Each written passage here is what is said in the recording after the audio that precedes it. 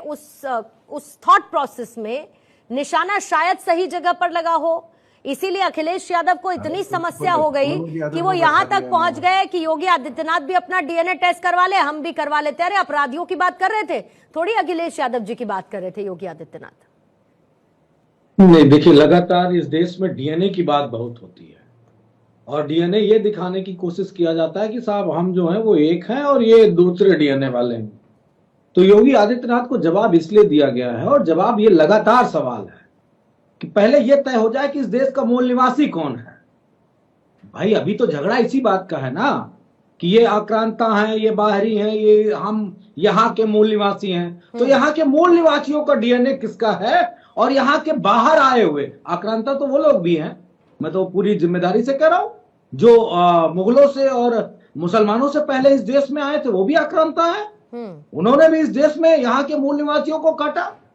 आपको पता नहीं है? अभी एक आपके यहाँ कोई अशोक पांडे कौन अभी बाइट दे रहे थे कि भाई एक एक जनेऊ काटते थे। कितने बुद्ध के टेंपल गिराए गए, कितने बौद्धों के सर काटे गए, किसने काटा? जब बौद्धों के सर काटे गए तब तो इस देश में मुसलमान भी नहीं था। वो कौन लोग थे? उनका परिचय कौन कराएगा? तब जब डीएनए चेक होगा तब पता चलेगा कि कौन यूरेशिया से आया है, कौन मिस्र से आया है, कौन मेसोपोटामिया की सभ्यता से आया है और कौन इस देश का नागरिक है।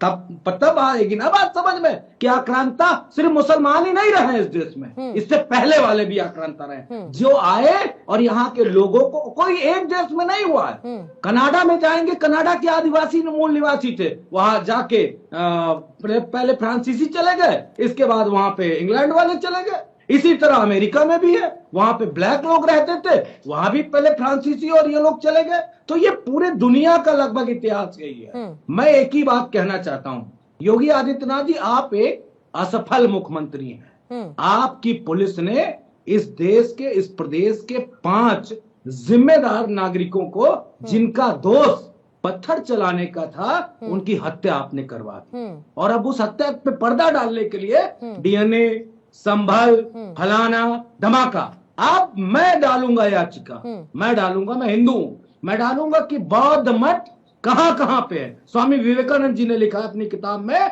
कि जो 4 धाम है, इस पे पहले बौद्ध मठ हुआ करते थे। क्या करेंगे? कौन सी डिबेट ले चलेंगे? आप पूर्णिमा जी कैसे प्रोटेस्ट करेंगी? हमारे सवालों को कैसे आप जवाब देंगी? या कोई इस देश का नागरिक कैसे जवाब देगा अगर बहस इस तरफ चली जाएगी? बौद्ध मठ इस देश की पहचान है। लाइट ऑफ एशिया कहा गया, light of Asia. Light of Asia को मतलब आरएसएस वाले नहीं समझते होंगे, उनको तो अंधेरा पसंद है, ये मैं अच्छे से जानता हूं। तभी उन्होंने पता नहीं कौन कौन सी धाराएं खत्म करा दी हैं। इसलिए मैं स्पष्ट रूप से कहना चाहता हूं कि डिबेट इस बात पे होनी चाहिए कि कौन नकारा और निकम्मा टाइप का प्रशासनिक व्यक्ति बैठा है उत्तर प्रदेश में, जो लोगों की हत्याएं करवा के अपनी राजनीतिक रोटियां सेक